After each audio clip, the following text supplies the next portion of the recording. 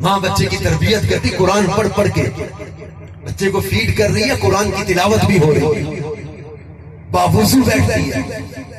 آج بچے کو فیڈ بھی کیا جا رہا ہے، گانا بھی چل رہا ہے، فلم بھی چل رہی ہے، ڈرامہ بھی چل رہا ہے۔ اب پھر ایسے گانے باجے موسیقی والے ماحول میں ہم بچے منتظر ہیں کہ جناب شیخ الحدیث پیدا ہو، ہم منتظر ہیں کہ شیخ القرآن پیدا ہو، ہم منتظر ہیں کہ جناب محدث اعظم پیدا ہو، فقیہ الاعظم پیدا ہو، فقیہ اعظم پیدا ہو، مفتی اعظم پیدا ہو۔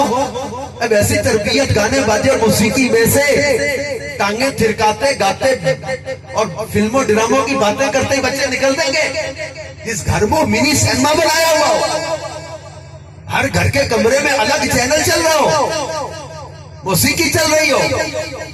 پلیز اپنے بچوں کی خاطر ہی صحیح اپنے گھر میں ماحول اسلامی بنا دو، خدا را قربانیاں دو۔